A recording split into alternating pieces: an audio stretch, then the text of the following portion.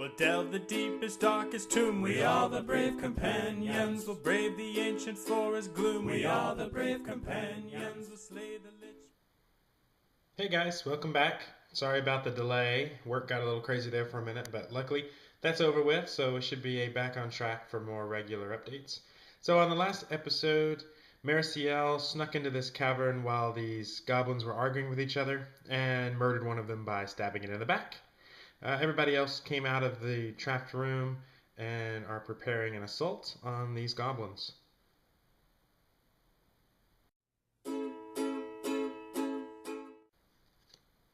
Okay, let's see. First up in the initiative order is Valeros. Valeros has said that he will charge the nearest goblin. So Valeros can move 6 spaces. Let's see. 1, 2, 3, 4, 5, 6. He will attack that goblin. He has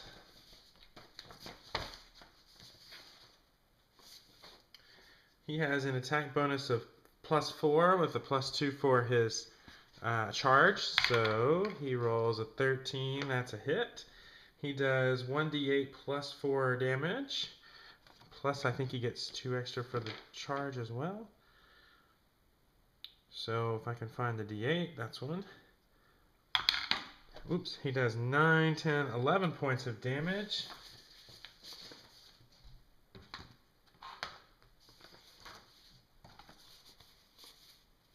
Which is enough to kill that goblin.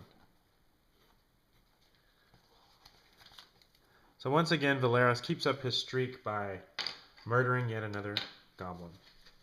Next up is Kira. Kira gave a detailed description. Kira is going to move 20 feet towards the goblin standing behind the corpse that Mariciel just killed, making sure that it's staying in the column west of the goblin. Okay, so 20 feet is only 4 spaces. So let's see, that's 1, 2, 3, 4. I'm not sure if that's what Doug was talking about, but anyway, he draws his scimitar and is definitely out of the way of the coming pyrotechnics. Speaking of pyrotechnics, next up is Ezran. Ezran is going to cast Burning Hands.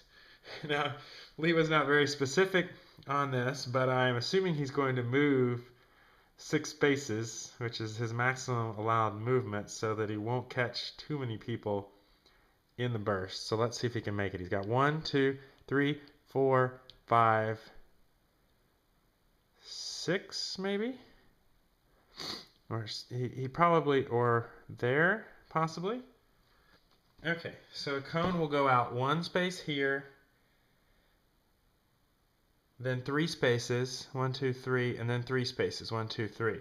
So he's going to catch this goblin and then King Fatmouth in his burning flaming hands spell. Okay, so each of these goblins is going to get a reflex save for half damage. So let's see the goblin, his reflex save.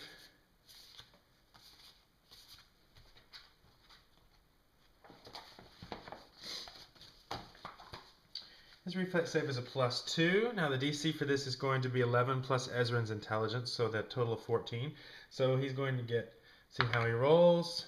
Oh, he rolled a 1. Completely oblivious, does not even try to dodge. Now let's see about King Fatmouth. He has a reflex save of +4. So 12, that's not good enough. So both of these are going to take full damage, which is a 1d4 damage. So let's see. The goblin takes 2, King Fatmouth takes 3. So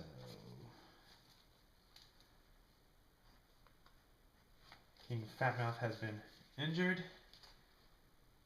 as has goblin number 3. That's not enough to kill either one of those. However, if the spell looked really cool, and they are currently, all their clothes are currently burnt up and flaming, but on the disadvantage is that the room now smells even worse than it did before. Next up is Marciel. Marciel is going to dodge the fire attack and throw a dagger at the nearest goblin. So the nearest goblin could be really any of these three. So I'm just going to have her toss a dagger right at the ones directly in front of her. Her ranged attack is a +3. She rolls a 19, which is a hit, and it is also a crit possibility. Let's see if she gets the crit. 17, that is, it's a critical hit. So she's going to do double damage, which is 1d4 plus 1 twice. So she does 1, 2, 3 points of damage to the goblin directly in front of her.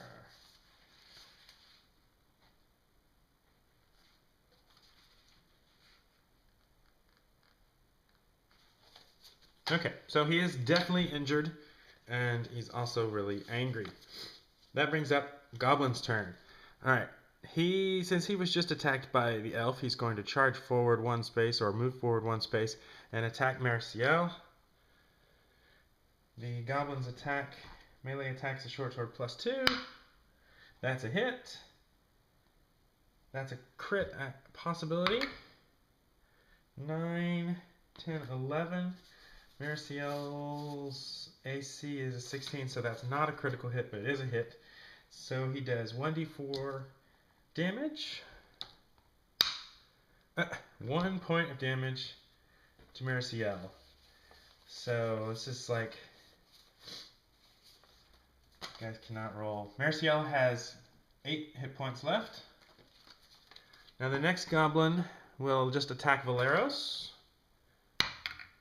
That's a 17. Valeros' AC is a 17. That's a hit. So 2 points of damage on Valeros.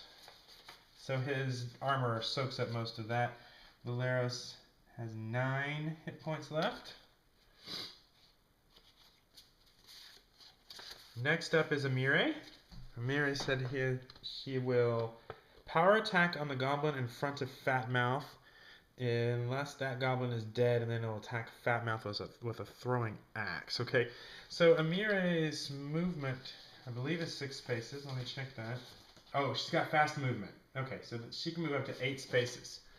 So the goblin in front of Fat Mouth is dead. So she probably wants to just get within range of throwing axe on Fat Mouth. So let's see, 1, 2, 3, 4, 5, 6, 7, 8. And then throws an axe. +2 ranged. 7, 8, 9, that's a miss. So the axe whizzes past King Fatmouth's head, but does not hurt him. Next up is King Fatmouth. Okay, so Amiri just threw a axe at him, but Valeros just murdered one of his trusted advisors and bodyguards. So since Valeros seems to be the biggest threat to him, he's going to step forward and attack Valeros with his short sword. So that's going to be a +2 attack. Oh, a 1. That's a failure. Okay, that's the end of the round. Next up is Valeros. So let me know what you want to do in the comments, and we'll go from there. I'm going to try to keep the game moving a little faster from here on out, and we'll see if we can't wrap this up, the rest of this dungeon, fairly quick. All right, thanks, bye. The adventurer's work is never done. We are the brave companions. As long as there are errands to run, we are the brave companions. Battle's done, we'll raise a cup. We are the brave companions. Rest a while, then level up. We are the